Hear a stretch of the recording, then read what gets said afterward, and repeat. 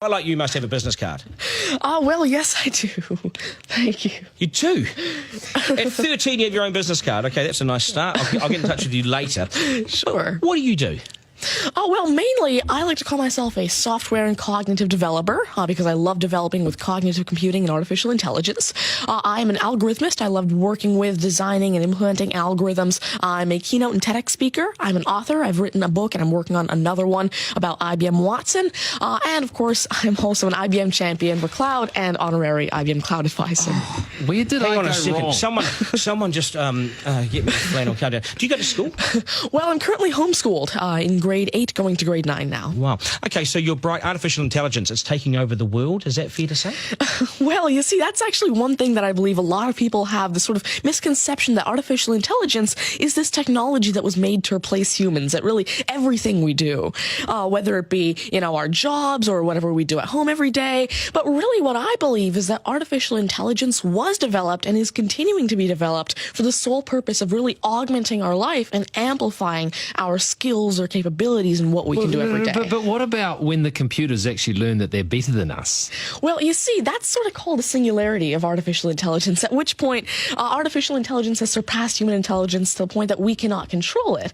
But really what I believe at this point, artificial intelligence, I won't go into the details right now since we're limited on time, but the thing is right now, artificial intelligence itself as a technology is so foolable and so primitive that either A, we won't reach that singularity point, or B, if we do, it's a very long ways off. Do you understand that, Mark? No, I couldn't. I wanted to take notes for the exam at the end of this. You lost them in the first sentence. Could I perhaps offer you a golf ball?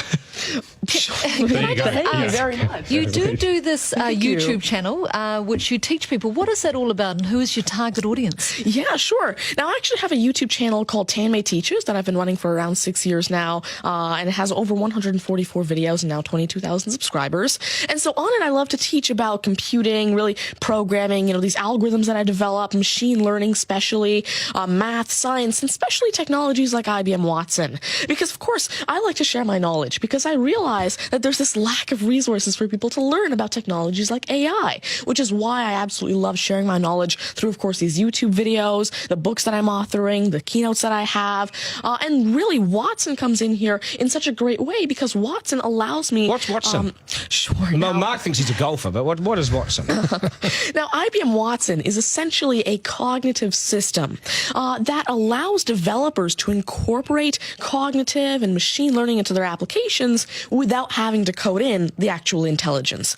And what this means is that, of course, right now, really one of the main reasons developers aren't incorporating more machine learning into their apps is because it's so hard to do. It's really difficult to incorporate intelligence because... Has the I'm going to take this somewhere else, this interview. Has the Homeschooling Association of the World got hold of you as the front person?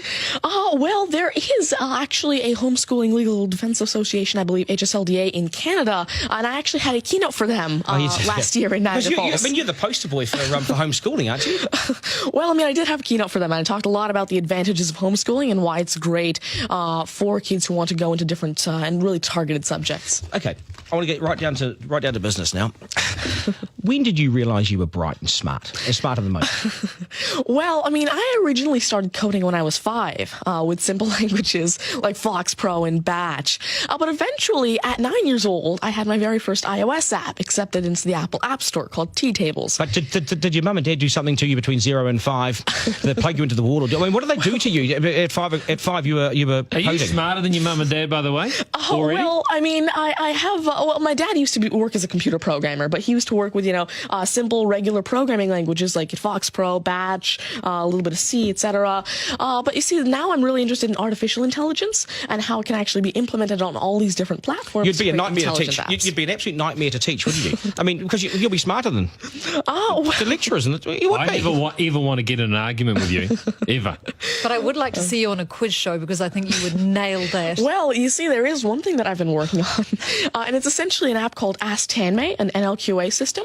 And so essentially, it's a system that can take your natural language questions and answer them for you using Watson and artificial intelligence. And actually, actually the original reason why I made Ask Tanmay. There's an Indian version of the Who Wants to Be a Millionaire show called KBC, which I originally wanted Ask Tanmay to play. So that actually ties in quite a bit with what I wanted to do. It's nice to see you. Do you get because you're you very homeschooling? much. You wouldn't go to school dances and things like that, would you? School socials and things? Do you go? Oh, well, I actually used to be regularly schooled until grade 6. Right. Then I became homeschooled, and so, of course, I still do have my This is friends still from a school. victory for public schools. Take that golf ball Yep. and bring it back to me when you've actually worked out a way in which it'll always go straight. Because I think you could do it. Technically, using a genetic algorithm or something. I knew there'd be an answer. Hey, it's brilliant to meet you. You're a complete inspiration. Thank you. And I hope my son was watching, a 7-year-old son. Message to Buster Garner, you got work to do, mate. Do your homework, and we got to sharpen things up. Nice to see you. Thank you very All much. the very best. Thank You're you. amazing. Thank you. You're amazing. Okay, news is next, and then we are joined by today's panel, which won't be as smart as this guy, but they'll still be good, and we will head back to some of the beach as well for a game of 9 and 10. So much pressure now on the contestant in 9 and 10 just to rip through it and get it right. That's coming up after 8.